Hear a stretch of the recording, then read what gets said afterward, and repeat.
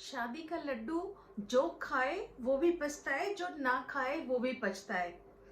क्यों लग रही नहीं बात बिल्कुल ट्रू आपको?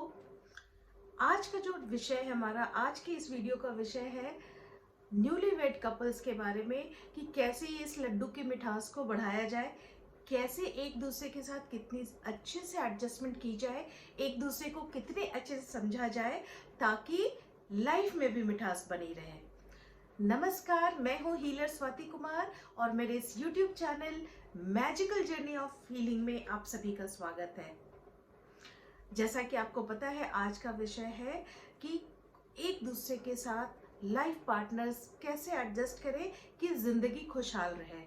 स्पेशली जो न्यूली वेड्स होते हैं उनकी सबसे ज़्यादा जो प्रॉब्लम आती है, एक दूसरे से एक्सपेक्टेशन काफ़ी ज़्यादा होती हैं और जब वो रिटर्न नहीं मिलता तो सबसे ज़्यादा लड़ाइयाँ भी होती है। इट इज़ सेड कि शादी के बाद जो पहला साल होता है, ये सिर्फ मूवीज़ में बड़ी रोज़ी पिक्चर दिखती है, सबसे ज़्यादा लड़ाइयाँ तभी होती हैं क्योंकि आपकी एक्सपेक्टेशन बहुत ज़्यादा होती है अपने लाइफ पार्टनर से।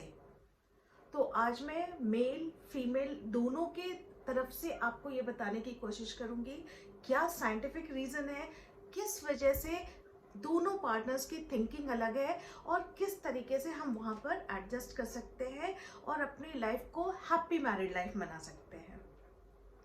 सबसे पहले सबसे छोटी सी चीज़, आप लोगों ने कई बार, आप जब ड्राइविंग के लिए जाते हैं, कहीं आप घूमने जा रहे हो, किसी नई जगह पर जा रहे हो और रास्ता भूल गए, जो मेल मेंबर है वो किसी भी तरीके से हेल्प लेने को तैयार नहीं होंगे, ना किसी से पूछेंगे, बस वो मेरी गो राउंड चक्कर चलता रहेगा, वो घूमते रहेंगे। वाइफ 3-4 बार बताएंगी, किसी से पूछ लेते हैं, किसी से पूछ लेते हैं और अंत में गाड़ी के अंदर लड़ाई का माहौल बना रहेगा। ऐसा क्यों होता है? ये हम सब के साथ ऐसा कभी ना कभी ज़रूर हुआ है क्योंकि जो हमारे ब्रेन का प्री फ्रंटल कॉर्टेक्स है, लेडीज़ में ये बहुत ज़्यादा डेवलप होता है, जिससे वो प्लानिंग, इमोशन, इन चीज़ों पर फोकस कर पाती है। वहीं जो मेल का प्री फ्रंटल कॉर्टेक्स होता है उसमें लॉजिक, रीजनिंग, ये चीज़ें ज़्यादा एक्टिव रहती है। वो थिंग्स पर ज़्यादा फोकस करते हैं, गोल पर ज़्यादा फोकस करते हैं। तो ये डिफरेंसेस जो होते हैं वो हमारे थॉट प्रोसेस को भी डिफरेंट करते हैं। थैंकफुली कोविड के बाद ये जीपीएस ने हम सबकी लाइफ आसान कर दी है। अब कोई भी रास्ता जाना हो, हमें किसी को कुछ पूछने की ज़रूरत नहीं है। दूसरी चीज़ है, जब अपने अपना तरीका होता है मेल और फीमेल को किसी भी तरह के स्ट्रेस से कोप अप करने का। Main go into the cave, otherwise and women start talking. एक सिचुएशन बताती हूँ मैं, जैसे रवि है, वो ऑफिस से पूरे दिन की चिक चिक से परेशान होकर घर आया।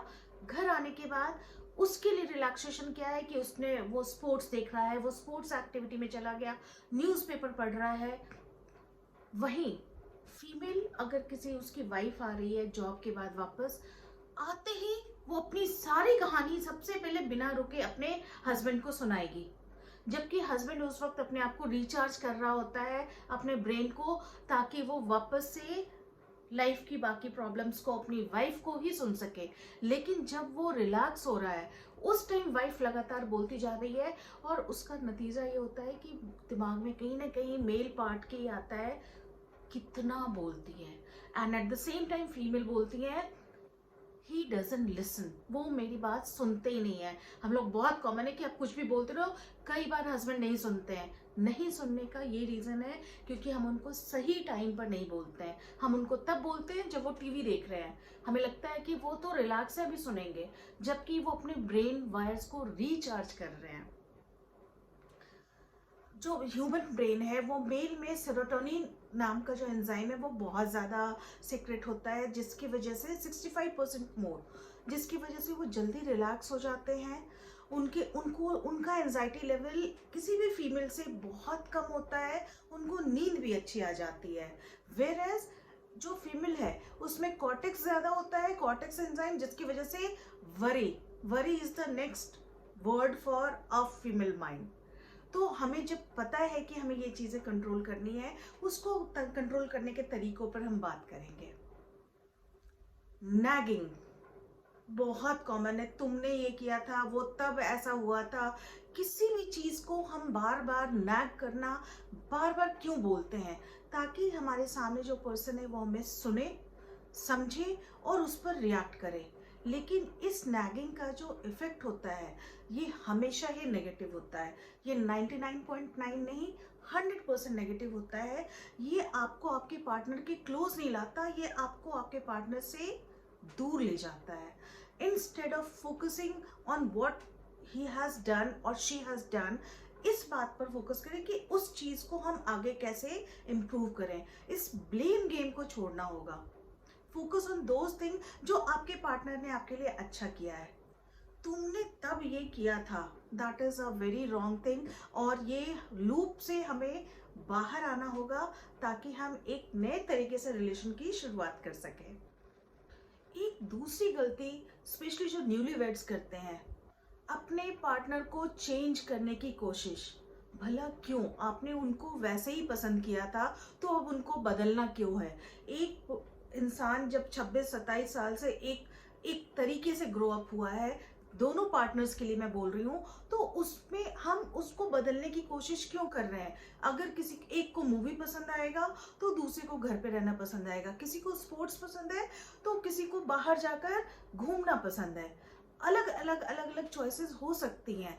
यही तो कॉम्बिनेशन होता है जो कि हम बोलते हैं कि ऑपोजिट अट्रैक्ट्स। तो जो चीजें आपको अट्रैक्ट करती थी, अब उन्हीं चीजों में आप बदलाव ला रहे हैं। भला ऐसा क्यों? जो जैसा है उसको वैसा ही रहने दें। बदलाव अगर लाना भी है तो ये एक बहुत ग्रेजुअल प्रोसेस है। रोकर धोकर ब्लेम करके ये चीजें बहुत जल्दी होती है न्यूलीवेड्स में। Please do not do that. अगर आप सोचो कि ये जो डिफरेंस है वही तो आपके लाइफ का मसाला है। अगर किसी घर में दो इंट्रोवर्ट रह रहे हो और आप उस घर में जाएं, आधे घंटे में बोर होकर वापस आ जाएं। अगर किसी घर में दो एक्सट्रोवर्ट है जो बहुत बोलते हैं, तो आधे घंटे के बाद आप सरदर्द की दवा लेने बाहर निकल जाएंगे। तो ये जो स्पाइस है लाइफ का, ये डिफरेंस, इसको एंजॉय कीजिए। इसमें आपको क्रिव करने की जरूरत नहीं है। छोटी छोटी बातों पर शक करना, शक का इलाज तो हकीम लुकेमान के पास भी नहीं था। जब तक किसी चीज का बहुत आपके पास ठोस सबूत नहीं हो, सामने वाले इंसान को, अपने पार्टनर को एक ग्रिलिंग में मत डालिए। नॉर्मली बात करके पूछ लीजिए अगर कहीं किसी चीज पर डाउट हो रहा है। बट ये कांस्टेंट शक करना आपको आपके पार्टनर से दूर ले जाता है। ट्रस्ट एक बहुत इंपॉर्टेंट इशू है, बहुत इंपॉर्टेंट चीज है जो कि धीरे धीरे बनता है।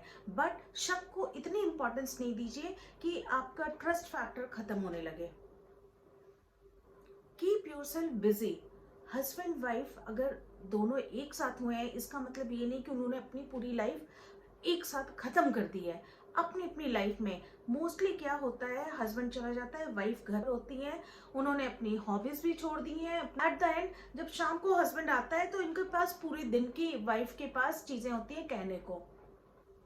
अपने आप को बिजी रखिए, जैसे शाम को आपके हस्बैंड जब आए तो आपके पास भी कुछ क्रिएटिव, कुछ बोलने को, कुछ अच्छा सुनाने को हो। One very important thing, when ever someone comes from the work, चाहे वो हस्बैंड हो या वाइफ हो, 10 मिनट उनको बिल्कुल भी ना डिस्टर्ब करें।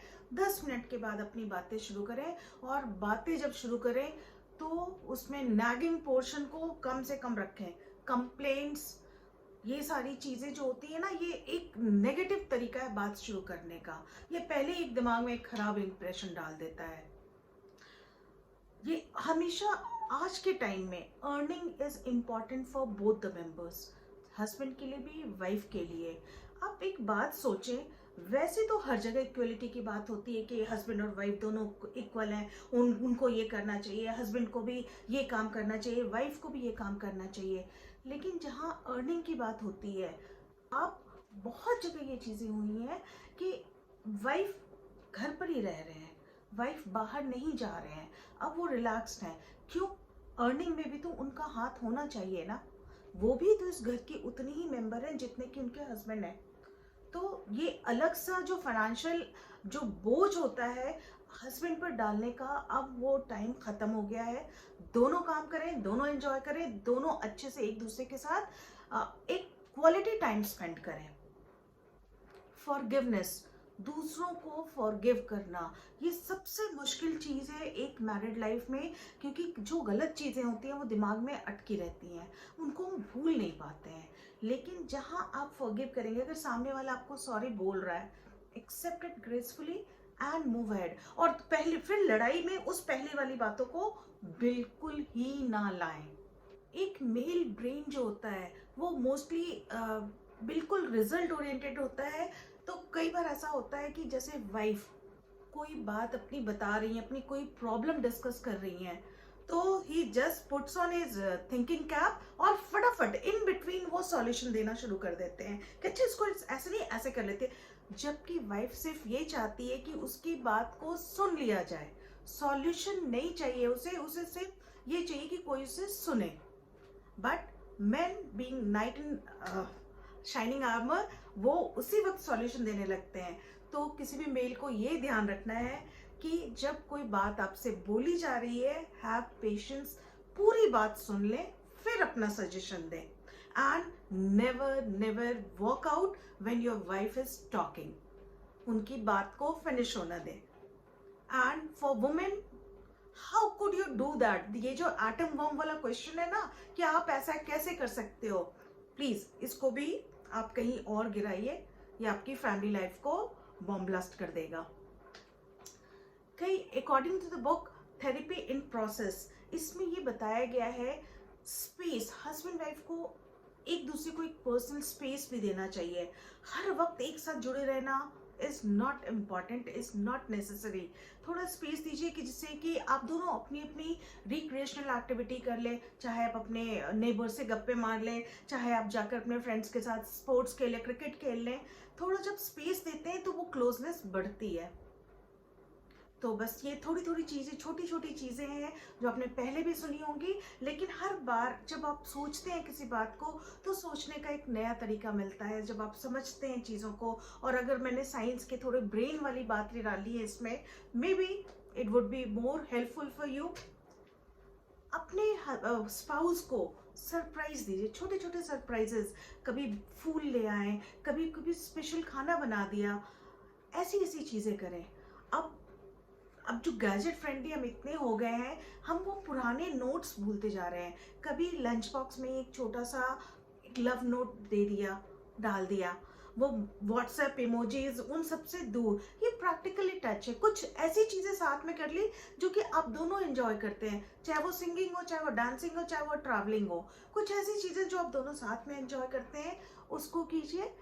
और हैव फन। फाइनेंशियल प्लानिंग है जब आप एक साथ मिलकर कई चीज़ें प्लान करते हैं विदाउट आर्ग्यूमेंट। पता होता है कि आर्ग्यूमेंट इस टॉपिक पर शुरू होने वाला है, अवॉइड, हमेशा अवॉइड करने की ज़रूरत नहीं है। लेकिन जब आपको लगता है कि आपने प्लानिंग करनी है, आप सामने वाले का मूड देखिए, उसके अकॉर्डिंग बात कीजिए। Everything will be sorted out.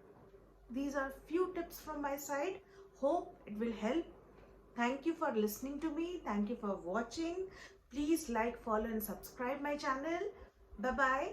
Take care.